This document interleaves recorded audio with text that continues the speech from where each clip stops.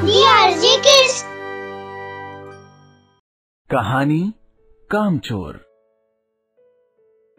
किसी गांव में एक युवक रहता था। वो बड़ा ही आलसी और कामचोर था।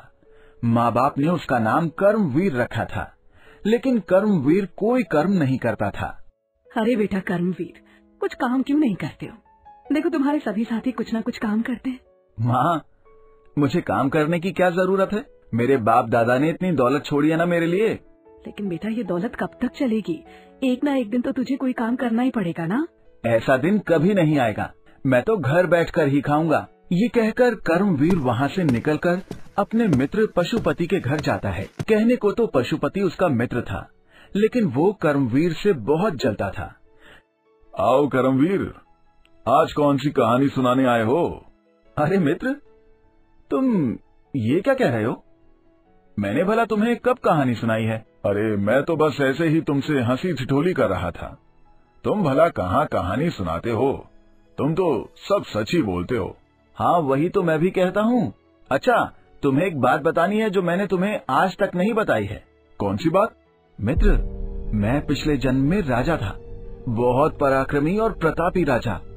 बहुत बड़ा खजाना था मेरे पास, लेकिन मेरे मंत्री ने मुझसे गद्दारी की और दूसरे राज्य के राजा के साथ मिलकर मेरा कत्ल करवा दिया था, सोचते हुए कि अब ये क्या नया नाटक है।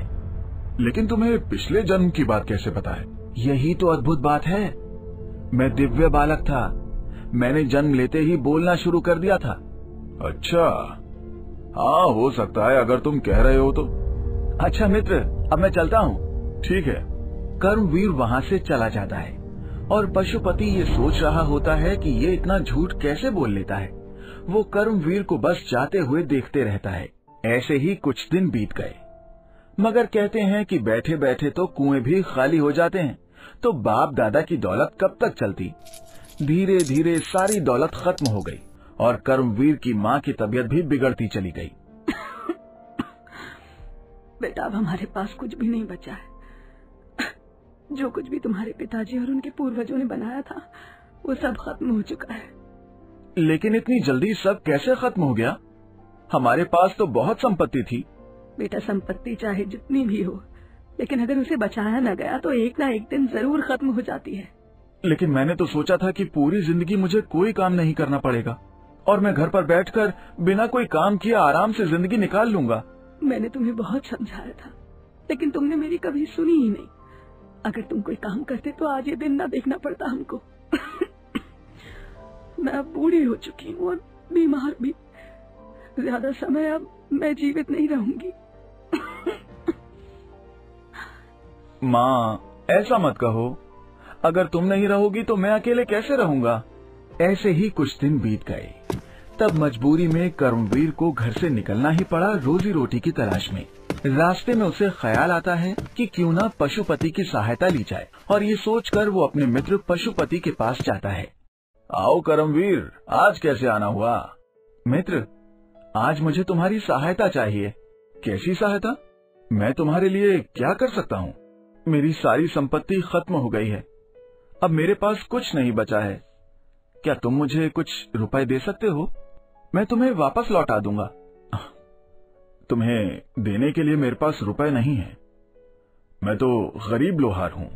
लोहा पीट कर जो भी पैसा मिलता है उससे बस 2 वक्त की रोटी जुटा पाता हूँ। तो क्या तुम मेरी मदद नहीं करोगे? नहीं, मैं तुम्हारी कोई मदद नहीं कर सकता। और वैसे भी तुम तो पिछले जन्म में राजा थे ना, तो जाओ अपने राजमहल में, वहाँ तो तुम्हारा खजाना है। ये सुनकर कर्मवीर वहाँ से चला जाता है।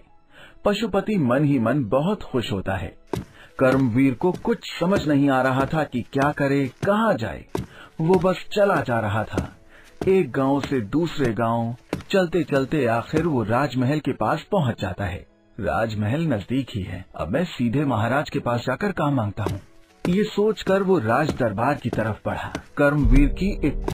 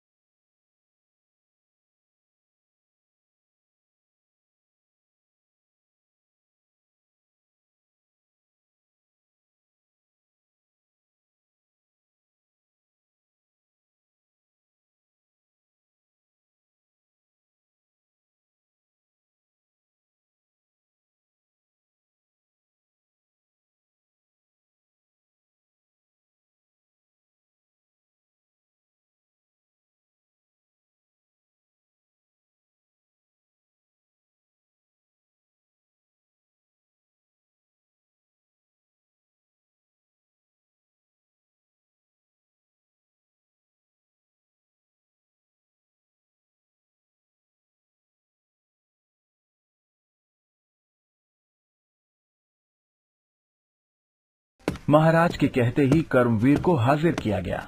कर्मवीर, शत्रु राज्य की सेना ने हमारे राज्य पर हमला कर दिया है। इस संकट से फौरन राज्य को बचाएं। ये सुनते ही कर्मवीर का दिल धड़क उठा। लगा कि अंत समय निकट आ गया है, लेकिन उसने किसी के सामने अपनी कमजोरी जाहिर नहीं होने दी और फिर बड़ी बड़ी बातें करने लगा। महाराज, पूरी सेना को मैं मसल कर रख दूंगा, आप बिल्कुल भी चिंता न करें।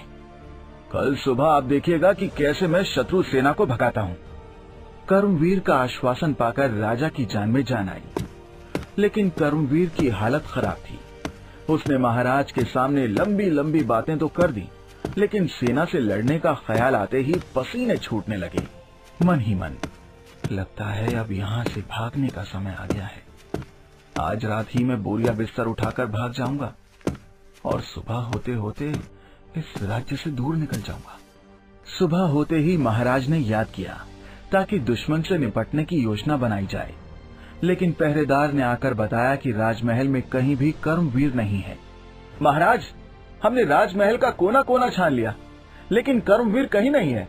ये कैसे हो सकता है? उसने हमारे साथ छल किया है। उसकी सारी संपत्ति जब्त कर ली जाए और जो कोई भी उसे राज दरबार में पेश करेगा उसे उचित इनाम दिया जाएगा। फिर मजबूरी में राजा ने अपनी सेना को मोर्चे पर भेज दिया। इधर कर्मवीर चलते चलते जंगल में आ गया। उसे बहुत तेज भूख लगी हुई थी। उसने सोचा कि अपने साथ जो 3 रोटियां वो लाया है उसमें से कुछ खा ले। यही सोचकर वो पास के एक कुएं के चबूतरे पर बैठ गया और पोटली खोली। रोटियां तो 3 हैं, न जाने अभी कितनी दूर का सफर करना पड़ेगा। यही सोचकर वो बार बार कहने लगा, 1 खाऊं, 2 खाऊं या तीनों ही खा लूं। वो बार बार यही बोल रहा था। जिस कुएं के चबूतरे पर वो बैठा था उस कुएं में 3 परियां रहती थीं। कर्मवीर की बात सुनकर वो तीनों परियां डर गईं कि कौन आ गया है जो हमें खाने वाला है। कौन आया है जो हमें खाने की बात कर रहा है? चलो हम तीनों चलकर उससे बात करते हैं।